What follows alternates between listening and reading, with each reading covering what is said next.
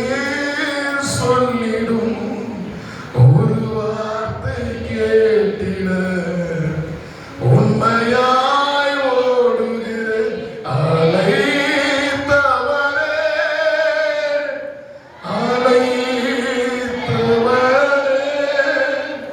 என் ஊழியத்தில்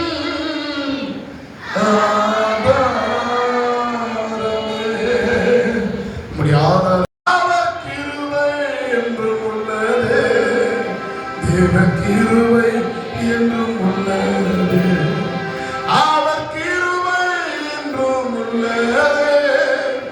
அவரை போற்றி துதித்து பாடி அல்லேலூயா என்றார் பரிபோ. கை தூக்கி கூட சொல்லி முன் குறித்தாரே அவர் நல்லவர், அவர் கிருபை என்றும் உள்ளது. சொல்லுங்க, முன் குறித்தாரே அவர் நல்லவர், அவர் கிருபை என்றும் உள்ளது. எப்போதும் நிர்மூலமாகாமல் இருப்பது தகுதியே இல்லாத ஒரு மனுஷனை, தகுதியே இல்லாத ஒரு மனுஷனை தகுதிப்படுத்தி அழகு பார்க்கிறது. ஒரு தகுதி இல்லாதவன அவன் பார், அவன் பார். ஆண்டவருக்கும் மனுஷனுக்கு என்ன தெரியும் வித்தியாசம்? தகுதி இல்லாதவனை பார்த்து உலகம் கேலி பண்ணும், தகுதி இல்லாதவனை பார்த்து அந்த கேலி பண்ணுங்க மத்தியில கத்தர் அவன் தலையை உயர்த்துவார். இந்த ஏசப்பாவை ஏன் வெறித்தனமா நேசிக்கிறனா, ஆகாது என்று தள்ளின கல்லே மூளைக்கு தலைகள்லாம் இருக்குது. உலகத்தில் உன்னை வெறுக்கிறாங்களா, ஒதுக்கி தள்ளுறாங்களா, உன்னை புறக்கணிக்கிறாங்களா, உன்னை அசட்ட பண்றாங்களா, உன்னால ஒன்னும் சாதிக்க முடியாது, உன்னால ஜெயிக்க முடியாது, உன்னை மட்டம் தட்டுறாங்களா, கத்தரை மட்டும் நம்பு.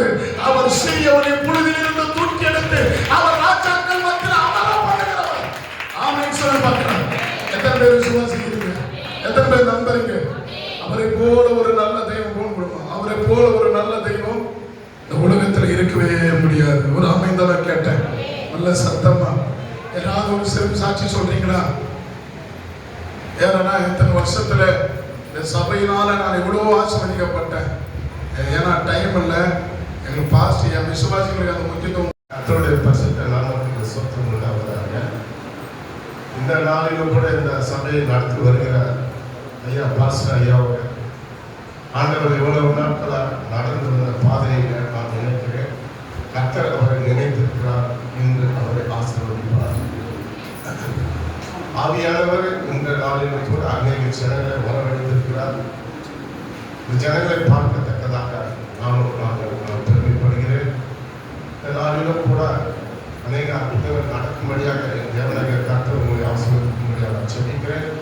இந்த ஊழியத்தின் நிமித்தமாக 25 ஆண்டுகளாக கடந்து வந்திருக்கிற அந்த பாதையில கர்த்தர் பெரிய காரியங்களை அந்த ஊழியக்காரர்களை நடத்துவார், செய்வார். அற்புதங்கள் நடக்கும் என்று நான் விசுவாசிக்கிறேன். இனிமேலும் காலங்களிலும் வருகிற நாட்களிலும் கூட அவரோடு சேர்ந்து நான் ஊழியம் செய்ய ஆசைப்படுகிறேன். அந்த ஆசை கடவுள் நிறைவேற்றுவதாக கர்த்தர் தாமே ஆசீர்வதிக்கிறார்.